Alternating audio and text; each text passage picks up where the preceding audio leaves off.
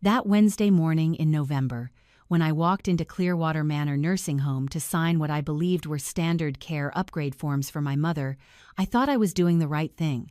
Have you ever had that sinking feeling in your gut that something was terribly wrong, but everyone around you kept insisting everything was fine? I'm Dorothy Miller, 63 years old, and I've spent the last 40 years as a high school mathematics teacher in Toronto. My mother, Eleanor, was 81 and had been living at Clearwater Manor for 8 months after her Alzheimer's diagnosis made it impossible for her to stay alone. The facility came highly recommended, with gleaming hallways, cheerful staff, and a price tag that made my retirement savings wince every month.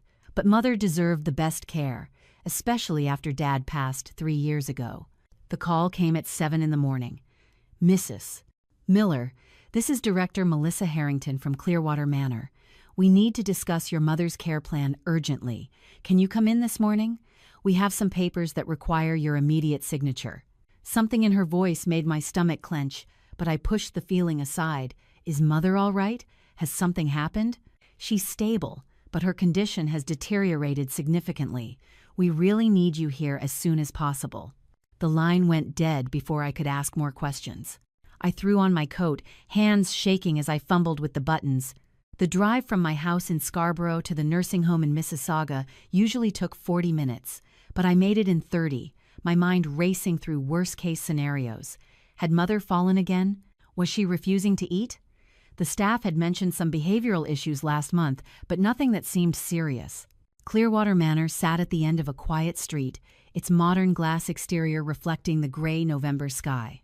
I'd always thought it looked more like a boutique hotel than a nursing home, which had been part of its appeal.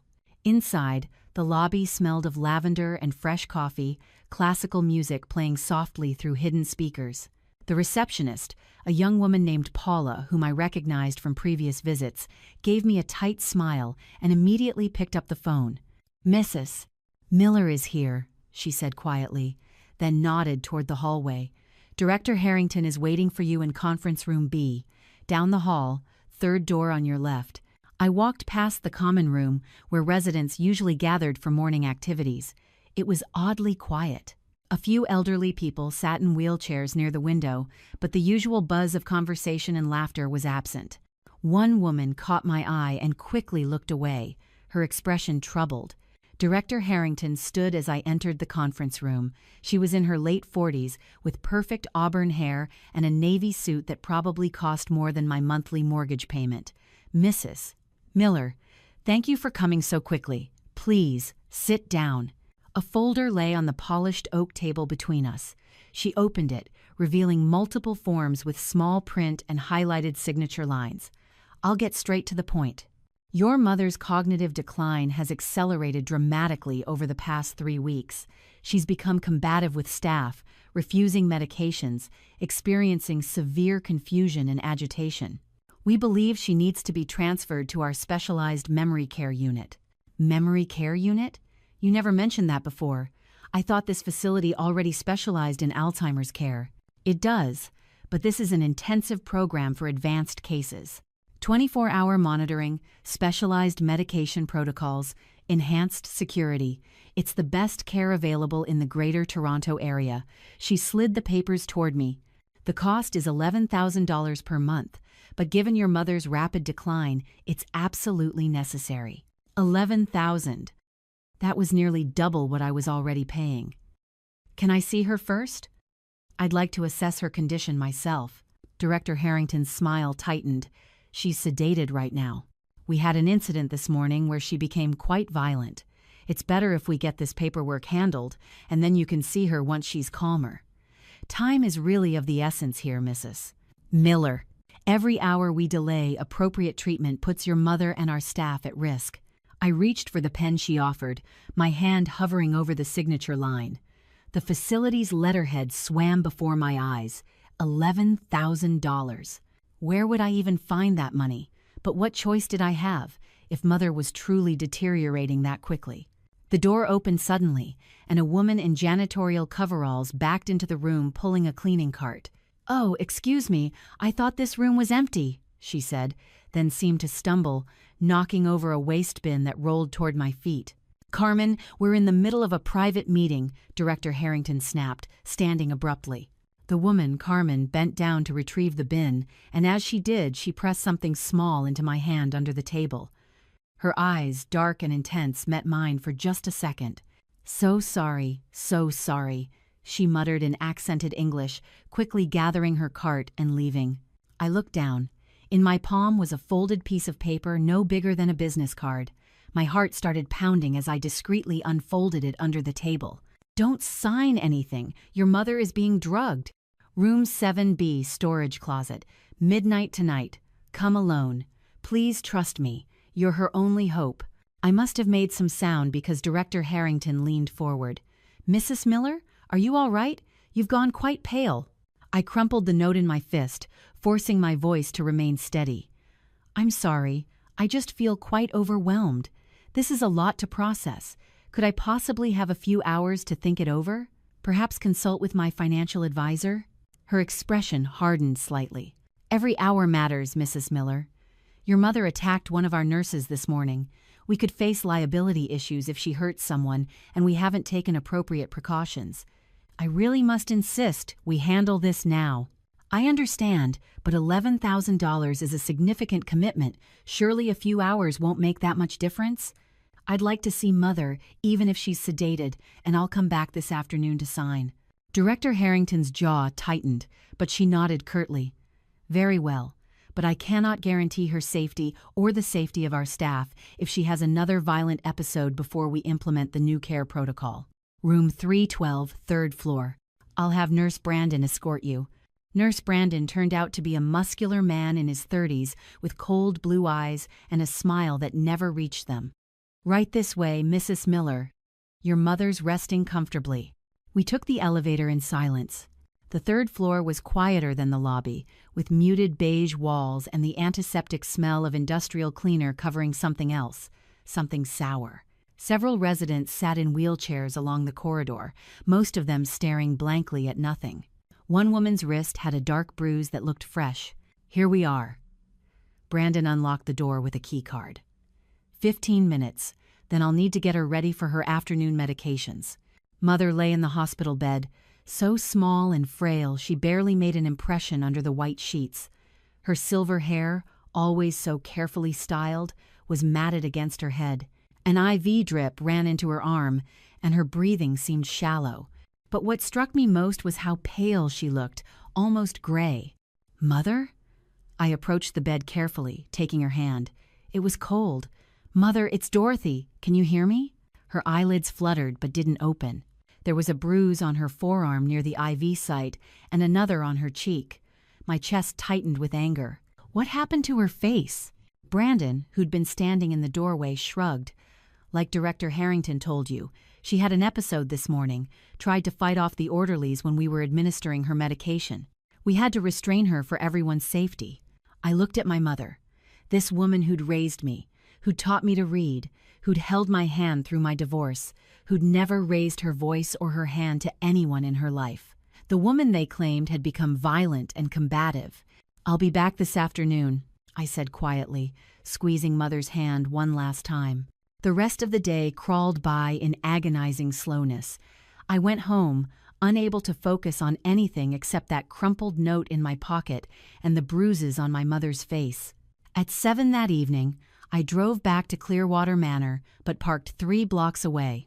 The November darkness came early, and by the time I approached the building's side entrance at 11:45, the street was deserted. The door was locked, but as I stood there wondering what to do, it opened from the inside. Carmen, the janitor, stood there in her coveralls, face tight with fear. "Quickly, come inside. No one uses this entrance at night." She led me through a maintenance corridor that smelled of bleach and floor polish. We passed storage rooms and a commercial laundry facility before reaching a small supply closet marked 7B. Inside, the space was cramped, barely big enough for both of us among the shelves of cleaning supplies. "Why did you warn me?" I whispered. Carmen's hands shook as she pulled out her phone. "Because I have a mother too. And because I've watched this place destroy 12 people in the 6 months I've worked here, and I can't stay silent anymore." She swiped through her photo gallery. I started taking pictures 3 months ago when I realized what was happening. Look, the first photo showed a medication chart for a resident named James Whitmore. Multiple drugs I didn't recognize, administered 4 times daily. Haloperidol, risperidone, lorazepam, Carmen whispered. Heavy psychiatric drugs. But look at the date he was admitted. The intake form showed James had arrived at Clearwater Manor with mild dementia, fully mobile, capable of feeding himself. Now look at him 2 months later. The next photo made my stomach turn. James in a wheelchair, head lolling to one side, drool on his chin, eyes vacant and unfocused. "They drug them," Carmen said, her voice breaking. "They tell the families the patients are getting worse, deteriorating rapidly, need specialized care, more money, always more money. But it's the drugs making them worse. The more medication they give, the more the patients decline, the more expensive care they need. It's a cycle." That's insane. Why would they do that? Money. She showed me more photos. Director Harrington has contracts with North Star Pharmaceuticals. She gets paid for every prescription written, bonuses for the expensive drugs. And the intensive memory care unit? It's just a locked ward where they keep patients so drugged they can barely function. Easier to manage, more profitable. The families pay $18,000 a month for that unit. My blood ran cold. 18? She told me 11. That's just the starting price. It goes up after the first month. Most families can't afford to pull their loved ones out by then, and the patients are so heavily medicated they can't even communicate what's happening to them. I thought of Mother's gray face, her shallow breathing, the bruises, the violent episodes, fake, or caused by medication side effects.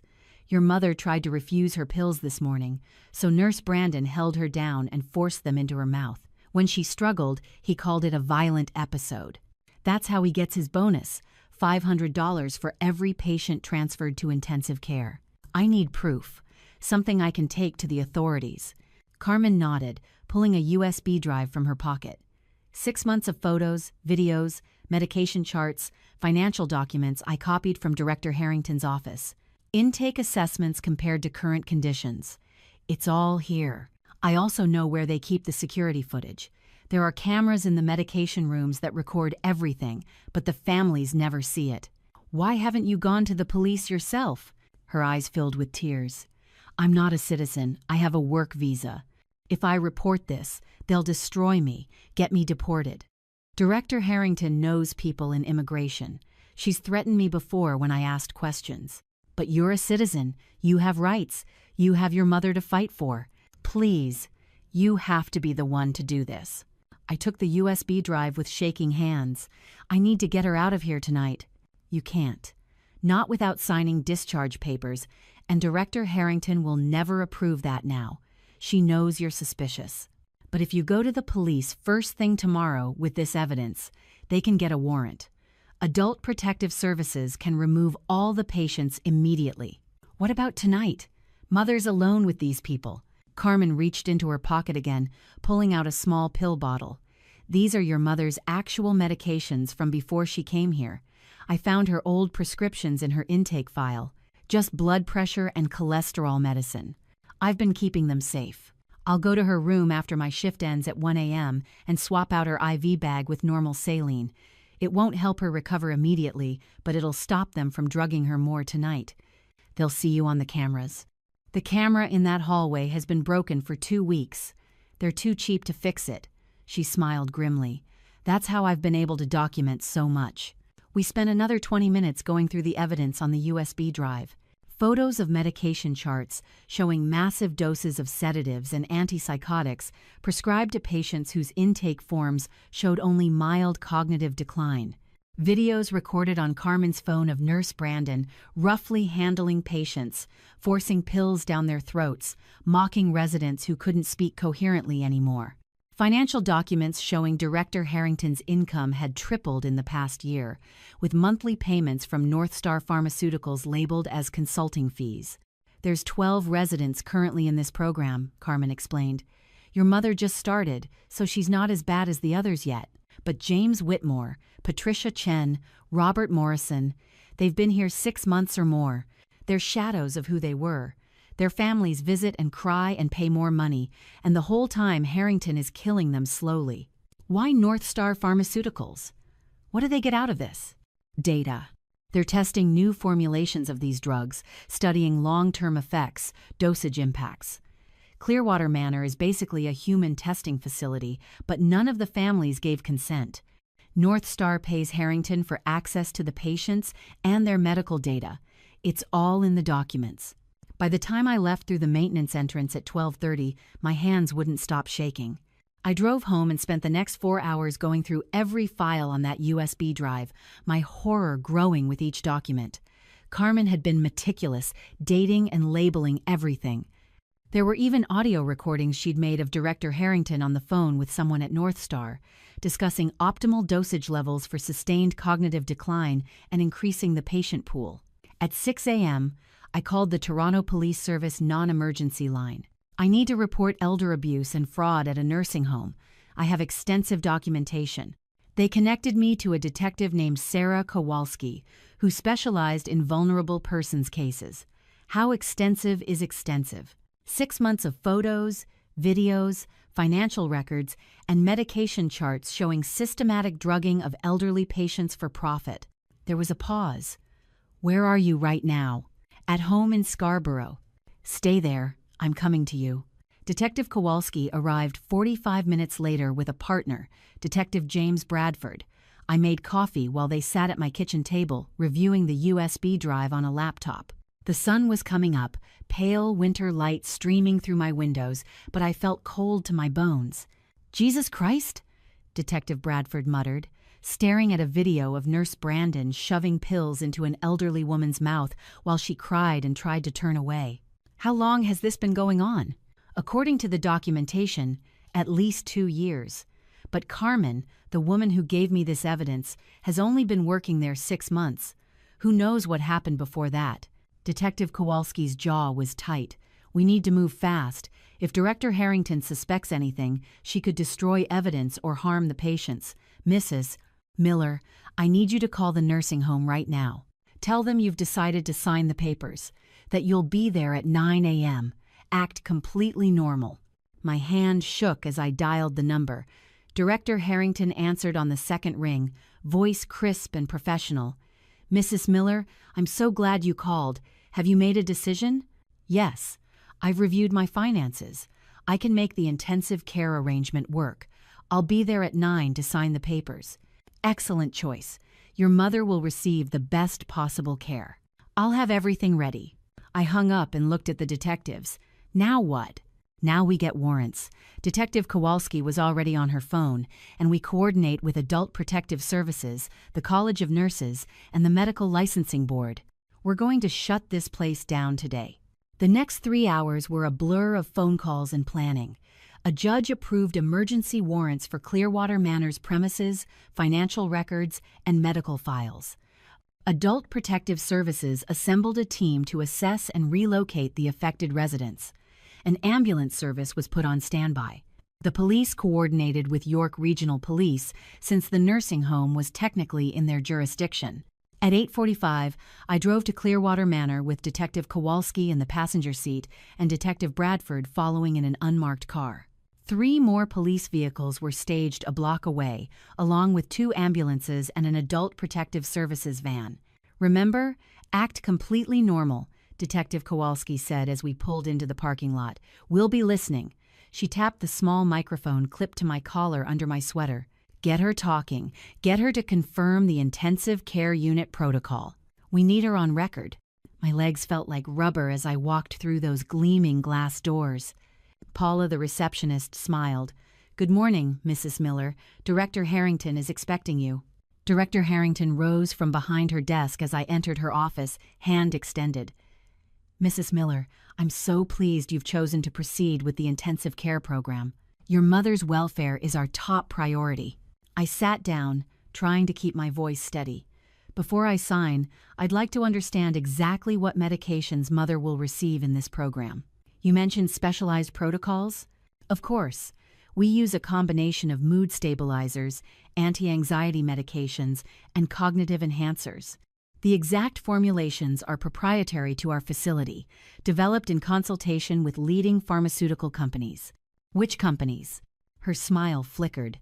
Primarily North Star Pharmaceuticals. They're at the forefront of Alzheimer's research. And these medications, they're FDA approved? They're part of ongoing research trials. Your mother would be contributing to cutting-edge science while receiving the most advanced care available. But she'd be a test subject, without giving consent, since she can't. Director Harrington's expression hardened.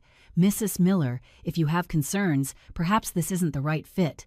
I should tell you that if you choose not to proceed, I'll have to ask you to remove your mother from Clearwater Manor entirely. Her violent behaviors pose too great a risk to our staff and other residents. The violent behaviors that only started after she came here? After you started giving her medication she didn't need? The color drained from her face. I don't know what you're implying. I'm implying that you've been systematically drugging elderly patients to create dependency on expensive care programs. I'm implying that you have contracts with North Star Pharmaceuticals to use vulnerable seniors as test subjects without consent. I'm implying that you're committing fraud, elder abuse, and possibly manslaughter. Director Harrington stood abruptly, her chair scraping against the floor. This meeting is over. I'm going to have to ask you to leave immediately, and I'll be consulting with our lawyers about your slanderous accusations. The door burst open. Detective Kowalski entered with her badge held high, followed by 4 uniformed officers. Melissa Harrington, you're under arrest for fraud, elder abuse, administering harmful substances, and criminal conspiracy. You have the right to remain silent. The next several hours were controlled chaos. Police flooded through Clearwater Manor, securing evidence and taking statements. Adult Protective Services workers assessed each resident in the suspected program. Ambulances transported the 12 victims to Toronto General Hospital for medical evaluation and detoxification from the unnecessary drugs. I found Carmen in a supply closet, crying with relief.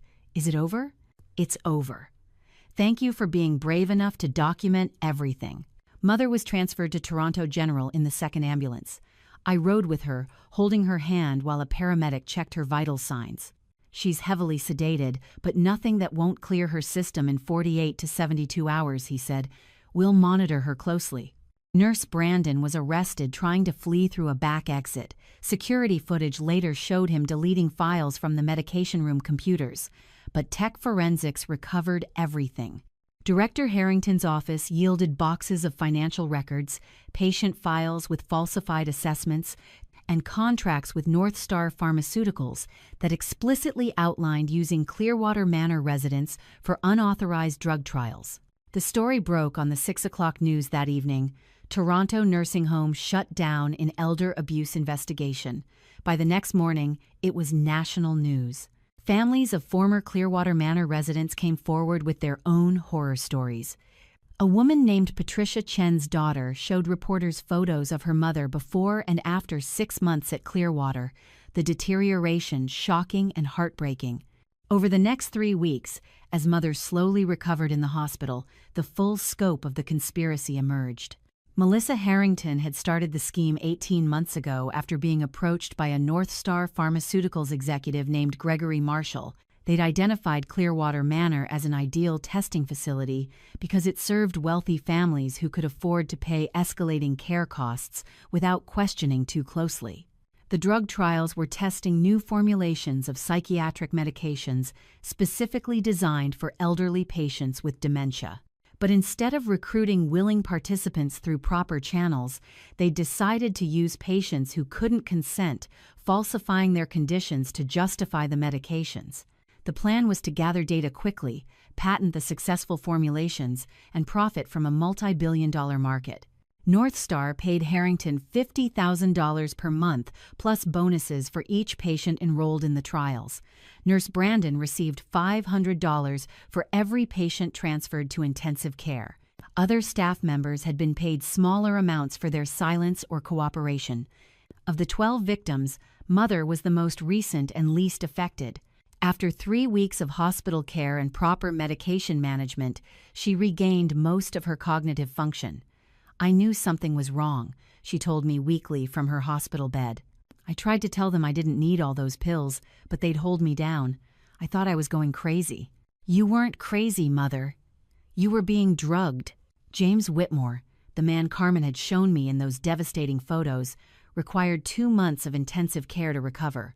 The neurologist said he'd likely never regain full cognitive function after being on such high doses of psychiatric medication for so long. His daughter filed a $20 million lawsuit against Clearwater Manor and North Star Pharmaceuticals. Patricia Chen died 3 weeks after the rescue. The medical examiner determined that months of unnecessary medication had caused irreversible organ damage. Her death changed the charges against Harrington and Marshall from elder abuse to manslaughter. The trial took place 8 months later. I testified about the day Carmen gave me that warning, about finding Mother Gray and barely conscious in that room, about the pressure to sign away her care to a program that would have killed her. Carmen testified despite her fear, her visa status protected under whistleblower laws. Families of the other victims filled the courtroom, many of them crying as they heard the full details of what had been done to their loved ones. The evidence was overwhelming. Melissa Harrington was convicted on 43 counts, including fraud, elder abuse, administering noxious substances, criminal conspiracy, and manslaughter in Patricia Chen's death. She received 18 years in prison. Nurse Brandon got 12 years. Gregory Marshall from North Star Pharmaceuticals received 20 years, and the company faced hundreds of millions in fines and civil settlements. Carmen was granted permanent residency in Canada based on her whistleblower status and her crucial role in exposing the conspiracy. The Ontario government used her as a case study in their new nursing home oversight reforms. She enrolled in college to become a licensed practical nurse, determined to provide the kind of care she'd seen so desperately lacking. Mother moved into a small apartment near my house after her recovery.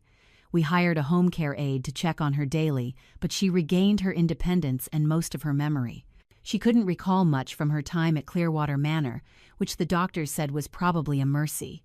We had lunch together last Tuesday at her favorite cafe on Queen Street. Over chicken salad, sandwiches, and tea, she squeezed my hand and said, "You saved my life. If you'd signed those papers," I almost did. If Carmen hadn't warned me, if she hadn't risked everything to document what was happening, I would have signed. I would have paid them $11,000 a month to kill you slowly. But you listened to your instincts. You knew something was wrong. She was right.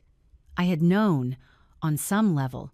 That sinking feeling in my gut when Director Harrington pressured me to sign immediately, the wrongness of Mother's condition, the too-perfect facility that hid such darkness.